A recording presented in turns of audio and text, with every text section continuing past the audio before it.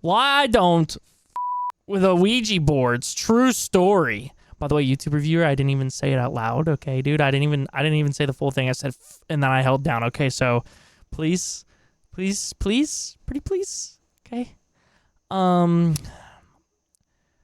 Also, speaking of YouTube Frogs was good. My name is Chris. Hope you enjoy your stay. If you want to watch the original video without my commentary over it, feel free to check it out or just show our boy Colton some love over here. First link in description. Okay. Second, feel free to check out my links. We got a Twitch link, we got a Patreon link, all that fun jazz, Discord, all that. And third, I'm annoying, so you've been warned. Okay. Yeah. How's your night going? It's going great, brother. It's going great. Should never eat microplastics unless it was to go against me. Oh, God. What? Oh. Nah, don't even play with me like that. There's gonna be some demon or something pop out of here, bro. Don't even play with me like that. I'm turning this down already. Oh, okay. Ouija boards and dark energy. The truth about everything. Colton M. Kaito. Okay. I don't know anything about this. This could be totally fake. Or it could be totally real. There are a lot of you that don't know much about me. Oh, okay. And how I came to be the third party with Hunting Purgatory, the investigation series. Uh-huh. So, I hit up Tanner. We were over at his place, and he went out for a bit, and I had some alone time with it myself, so I had turned off all the lights, started staring into it, scrying into it for about 20, 30 minutes or so. And, I mean, later that night, you know me, dude, like, I don't really submit to all that stuff, but, like, huh? I'm leaving Submit? his house, and I severely sprained my ankle walking down the stairs. I've known Tanner for many, many years. I've been involved in a lot of things as far as paranormal investigation, but you could say that I was kind of born to do this. Most of my life, growing up, I lived on Indian burial ground in Northern California. I experienced many, many things around my neighborhood that remains unexplained to. I'm not gonna lie. I'm pretty sure that, well, at least the place that I used to live at for like the first 20 years of my life. Yeah, it was 20. Was it 20 or was it 21 years? 20 years of my life. First 20 years of my life. It was definitely born where Native Americans, there was like a whole fight, like really close to it. If not literally on top of where it was built. And I swear I saw some spirits of some kind or figures of some kind. I mean, I was younger, but like I genuinely believe that I saw some stuff. Like figures, like I was in the downstairs of my house with my dad, where my dad mostly was, and I saw a figure, like I caught out of the corner of my eye, a figure walk into, like, basically like from here where my hand is, walk from like the entrance and walk behind me. I like see it walk behind, not go into where like the wood burner and washing machine was, but go towards the bathroom. I was like, okay, that's my dad. And then I hear a noise. I look, and it's my dad walking in after that figure had walked. So yeah, dude, that's just like one of the scenarios, but it always felt like there was like weird stuff going on there. And then when I went back there, when I wasn't living there anymore, you could just like tell there was a heaviness to the place. So I feel what this guy's saying, dude. I feel what this guy's saying 100%. This day, there's a ton of history. If you want to look it up yourself, I'll leave some links below so you can kind of verify the area that I'm talking about. This is the first time I've gone on camera to explain what it is that is my major aversion towards things such as Ouija boards. When I was 3 or 4 years old, I moved from a historic area in San Jose, California, to a place in South San Jose known as Campbell.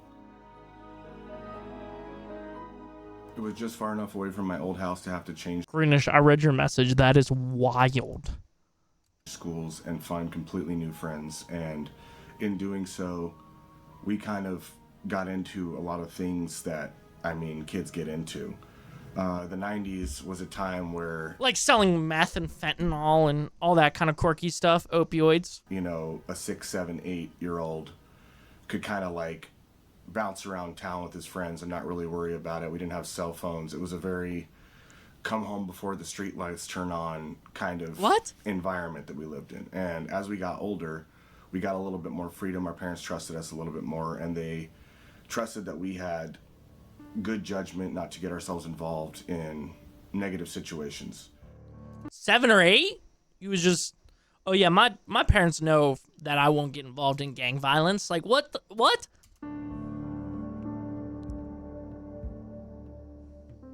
I didn't live in the best neighborhood.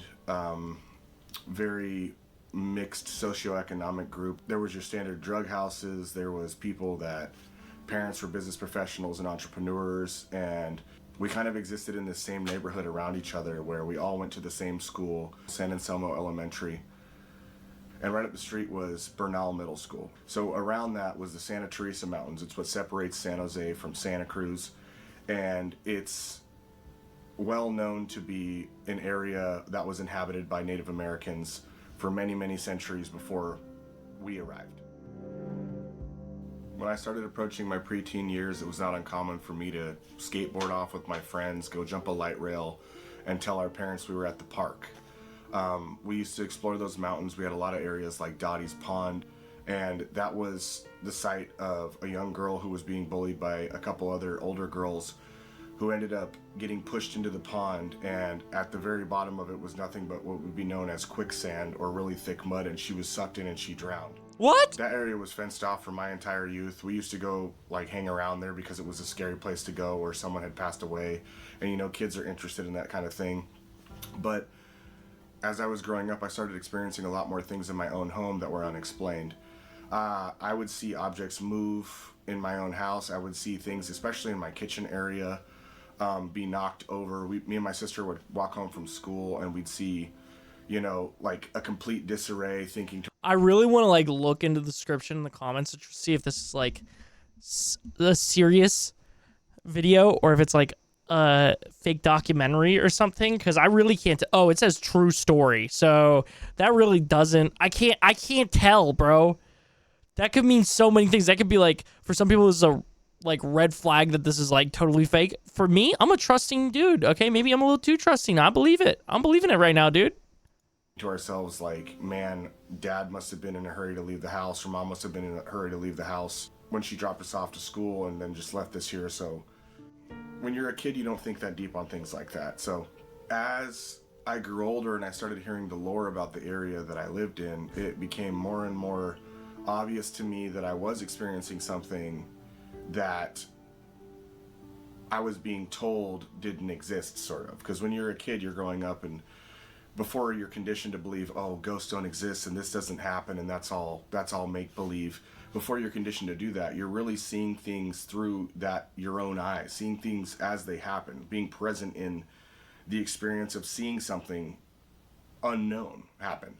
That's very true. I feel like a lot of adults just like kind of are mean to kids with that kind of stuff. Like, it's not real, dude. Don't even think about it. Or like, you know, doesn't exist. Yada yada, all that. You know.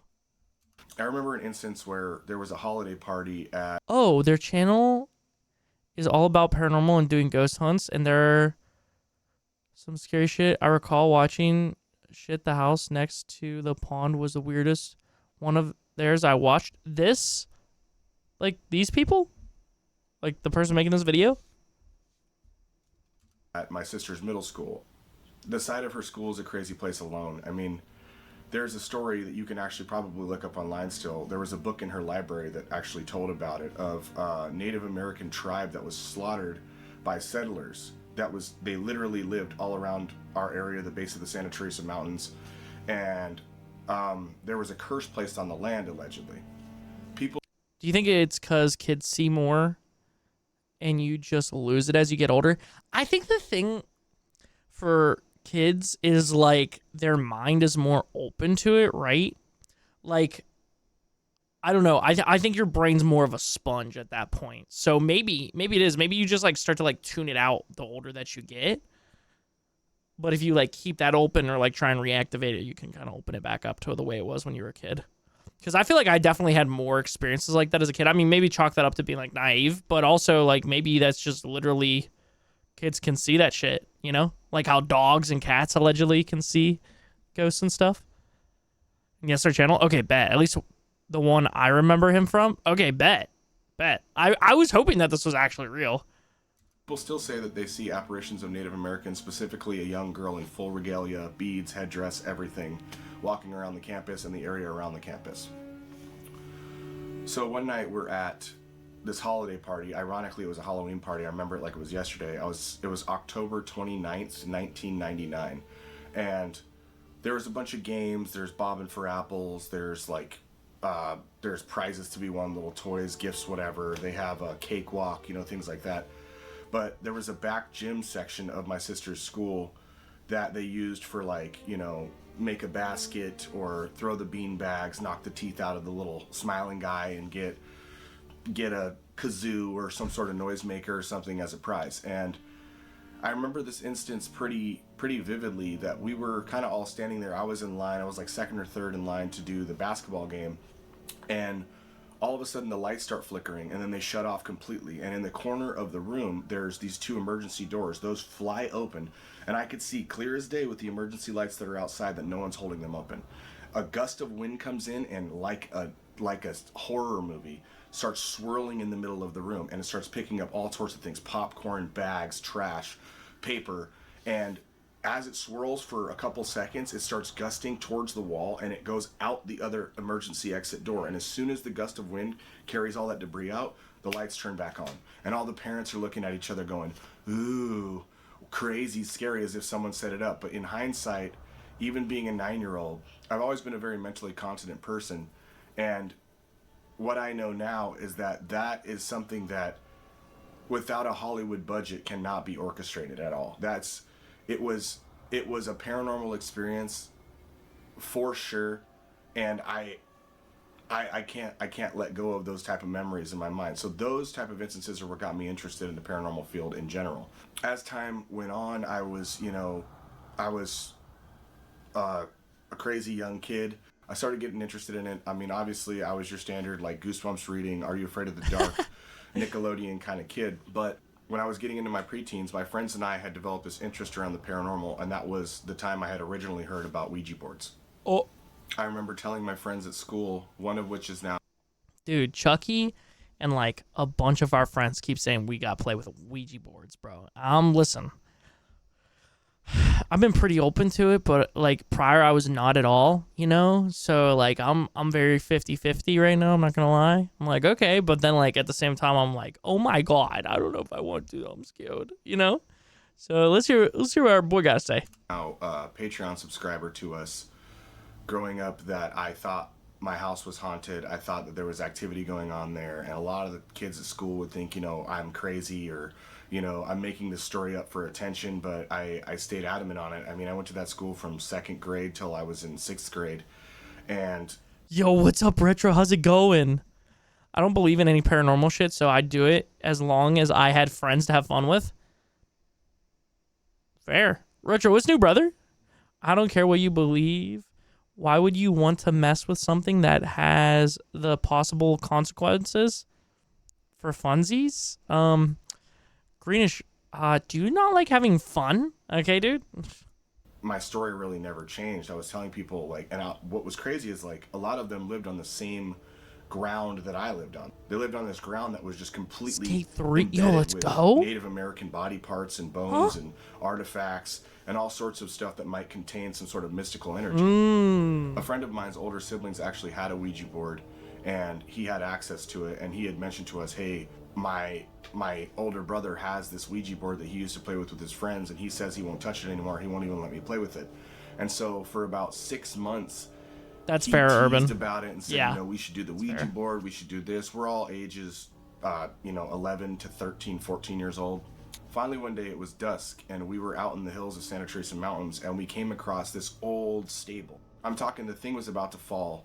It was this old, dilapidated wood horse stable that was just a covering to keep the rain off of their animals. And it was about dusk when we started walking down the hill, and we heard the sound of hooves. And that's not uncommon for the area necessarily, because people do have horses up there, but it sounded like a lot of hooves. You start hearing this gallop sounding like multiple horses, and then we started hearing shrieks and cries, and the only way I can describe it is it sounded like Native American warriors charging into battle. Like, I have no other way to put it. I really don't. And later that night, he was teasing, saying we should go back up there and we should do a Ouija board. We should do a Ouija board. And it was a Saturday night, so we decided that we were going to go ahead and do it. Damn, bro has huge nuts. Dude, hell yeah, Retro.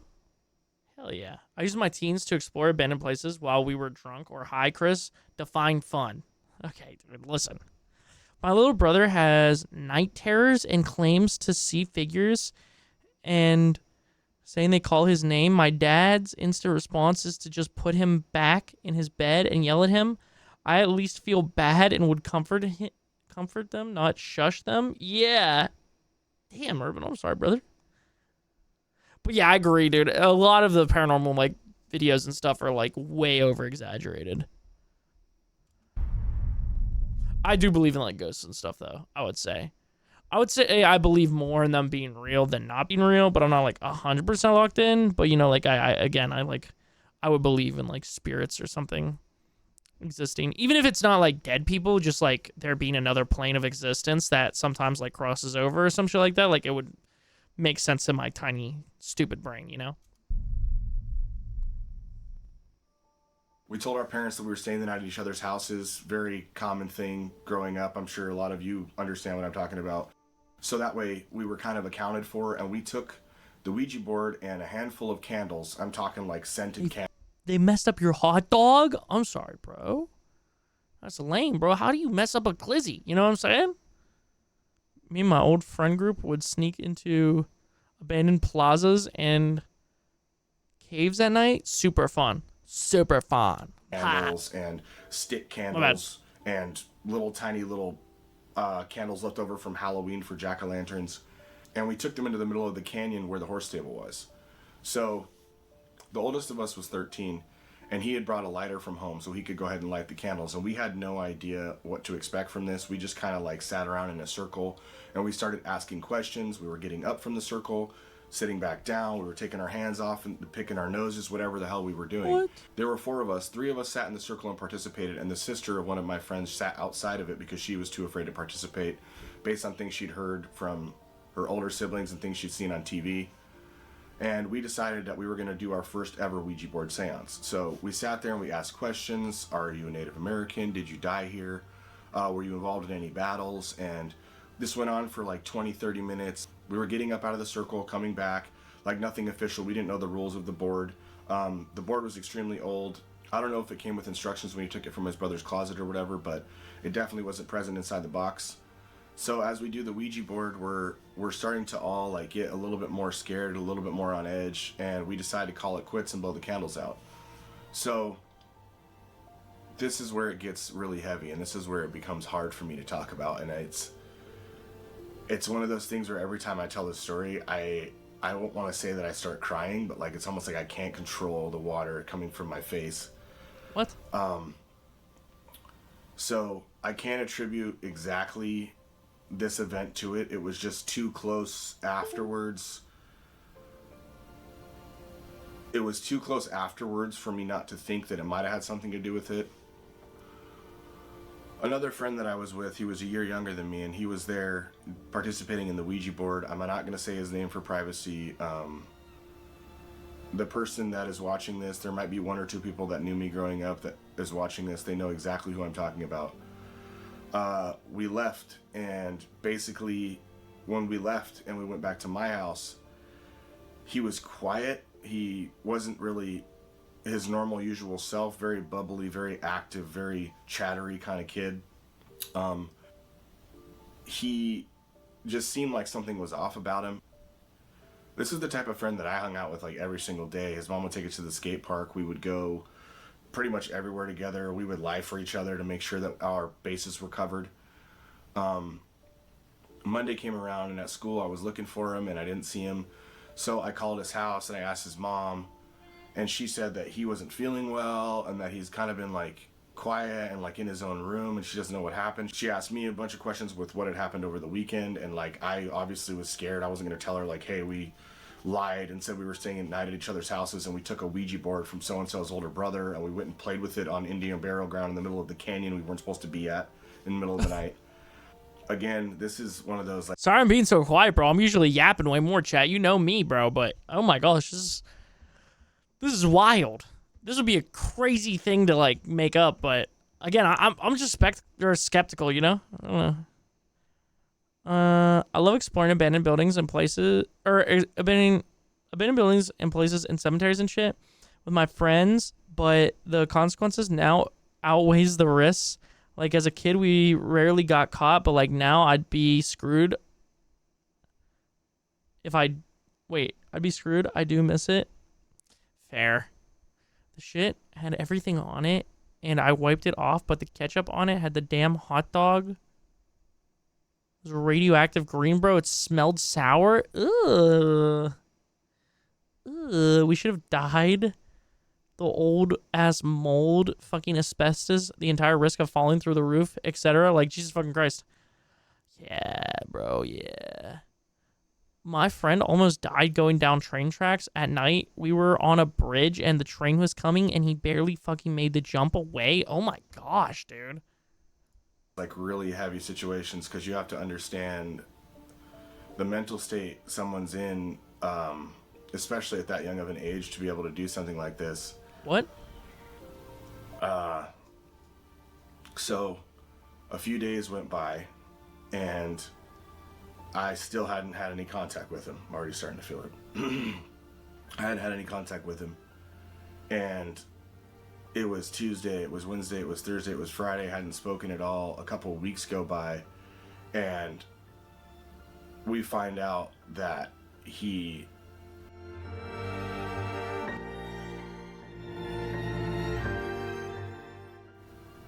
is just so profound to me. It's like this is a time in life where there should really be no stress. You're a kid, what could possibly be affecting you in that kind of way at that young of an age? Like,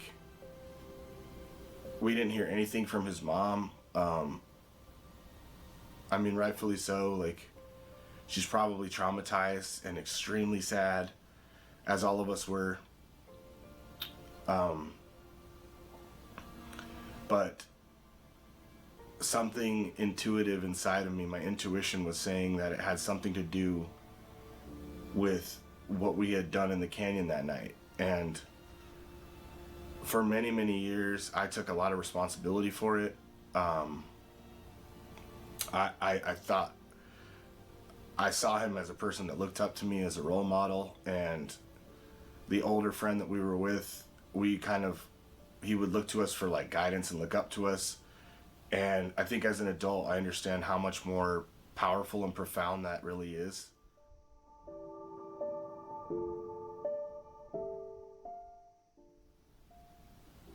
What would cause you to do something like that seemingly out of nowhere is still beyond me. It's something I've wrestled with the majority of my life. It's not about doing these things and taking these risks and what's going to happen to you in the next few hours, or what's going to happen to you tomorrow or during this period of time that you're doing a Ouija board session. It's more about how it's going to affect you in a couple days, a week, a month, or maybe not affect you, maybe affect someone that you love. It's a risk as an adult I've been apprehensive to take, and I wish I had more foresight. I wish I had more foresight as a young person in regards to thinking these things are a game.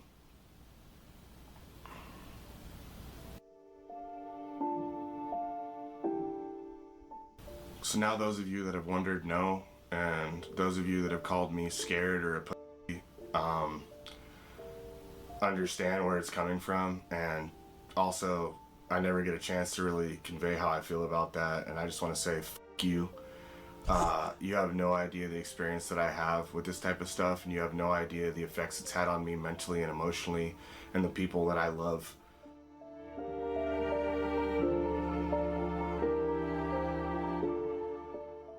My choice to get involved with this is purely based on the need for answers and closure for some of these things. So for those of you that are respectful and understand that a lot of these things we do are nothing to toy with, and this is a very, very serious thing to get involved with, regardless of us editing it to make it an entertaining show.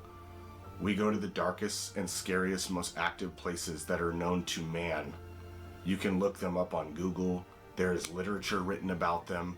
There's hundreds of years of people telling stories and testimonials of these negative effects these places have had, the entities they've experienced. Any of you who wish to follow in our footsteps, understand that you're opening yourself up to things that there may or may not be a remedy for. Anyway, that's my story.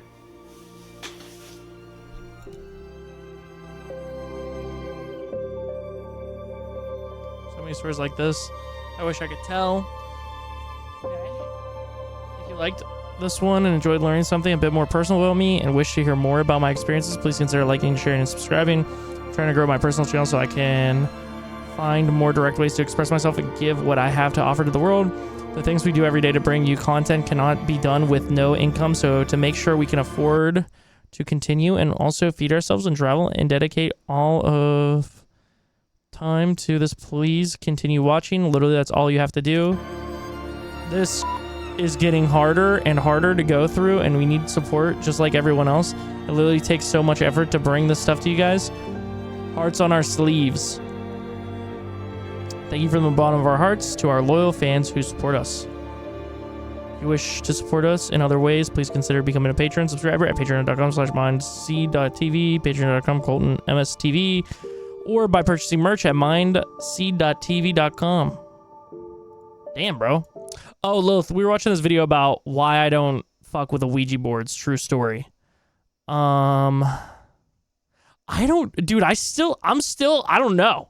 I don't know if I can believe this or not. I don't know. I'm not familiar with any of these content creators or anything. So I don't know. But if that's true, that is insane, bro. Absolutely insane.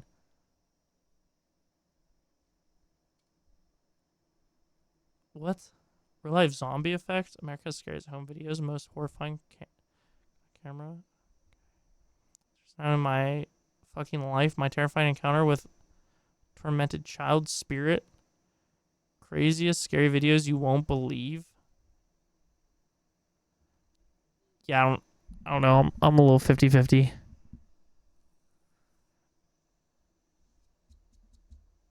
Don't fuck with the Ouija boards? Why not?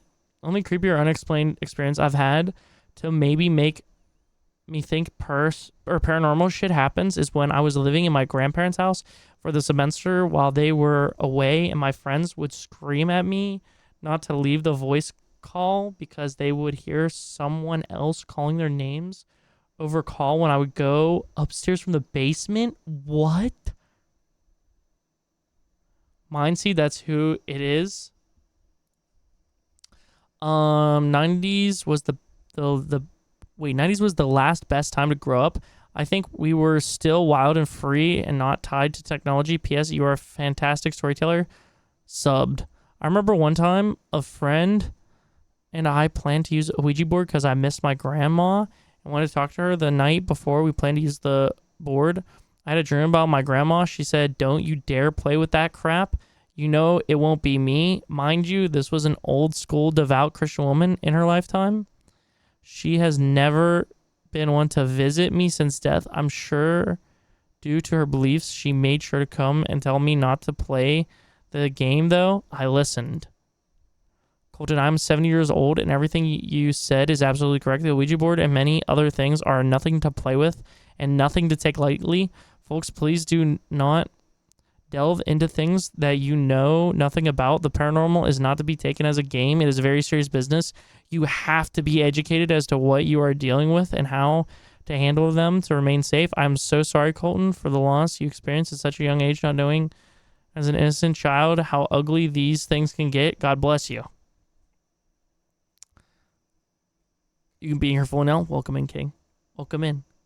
I try Ouija boards just to try because I feel so stupid watching people use it and saying their hands are moving on their own. LOL. Look, just don't, Chris. I cannot stress enough. There's so many things that can come through that can harm you, especially Zuzu.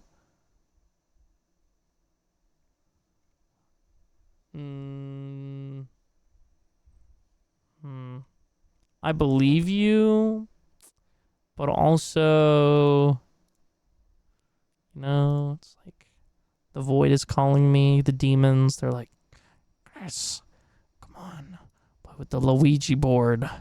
Come on, we want to see you, buddy. Come on. I don't know why they sound like the Joker. Chris chased the ghosts away. Yeah, dude, they are not gonna rock with me. What is Mindseed TV? Here, let me do a quick Google search. Mindseed TV. Real. Chris, please don't be that dumb white chick that dies in the horror movies. Why not?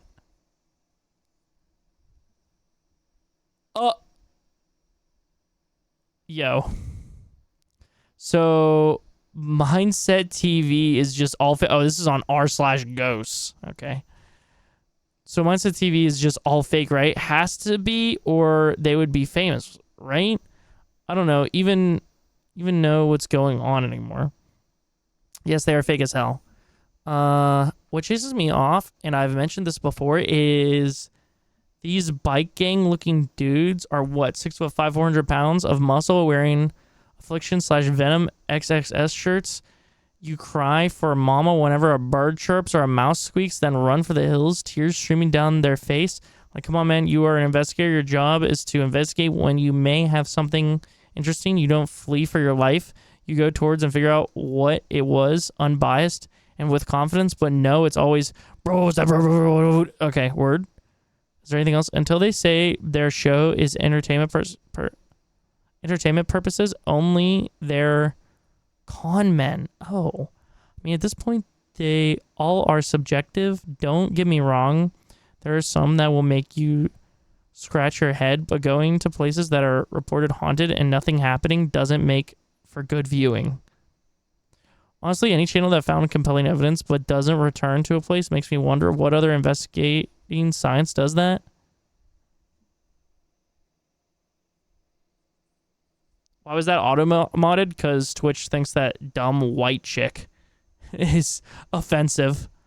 Some episodes you can definitely tell they are creating the spooks, but then there's others where I believe they encountered something. Yeah, I actually, I would believe that some of their stuff is real. The thing is it could be like Sam and Colby, where they'll find like real stuff sometimes, but also, probably some of the time they like play stuff up or like will tune it up a little bit to make it more entertaining. Because again, going somewhere and nothing happening is not entertaining. So the chair one was just nuts. If it was a real documented incident, I'm not sure how they aren't being talked about anywhere. The lake one with the woman's head had to be CGI. There was more of a movie with actual footage, but at the end, a demon walked through flower with 3-toed hooves, straight out of Paranormal Activity 1. The movie was made to be reenacted at the ending, I believe, but the chair one, I was like, all right, there's just no possible way this is credible. If you're referring to the episode where the chairs stacked up behind him going up the stairs, there was a YouTuber that proved it was BS. When he is going up the stairs, there was a cut away before he turned around. There was another episode where you can see guys' reflection in the picture, but they were claiming the closet was haunted. I'm not claiming they are not fake, but the video with the girl's head in the lake does not look CGI to me. I can spot CGI from a mile away, which is why I fucking hate Sir Spooks, because he constantly has videos that are obvious CGI or fake. But that video with the woman's head in the lake, I don't know, but it definitely doesn't look CGI to me. Easy film school technique. It was a simple quick cut shot. No way the chairs would be perfectly stacked like that with it in what, a split second. It was for sure staged. All right, next one. We're watching one of these videos and I'm going to try and disprove it. A good paranormal channel that I think is real is Kelsey Davis. I don't think I've watched any of her stuff. I'm going to have to check it out. Has Mindseed TV been proven fake? Let's see.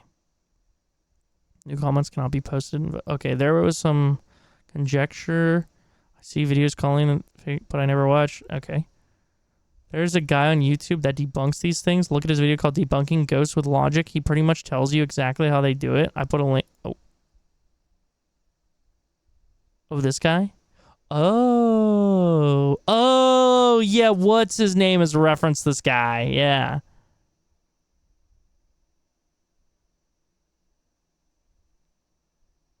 John Wolfie? John Wolfie?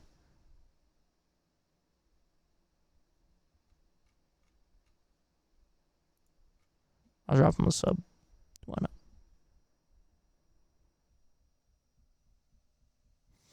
All right. Who gooning right now? Yo, what? All right, we're going to check out. Oh, mine CTV is fake. Oh, I'm already subscribed. What if I watch by them? Oh, dude, I don't know how I feel. Look, look at these thumbnails.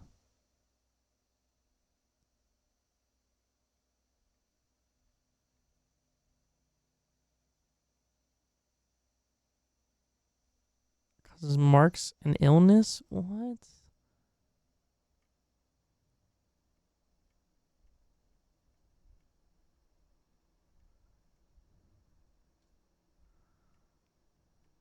I'm not seeing the red bar on any of these. I don't know how I sub to these motherfuckers.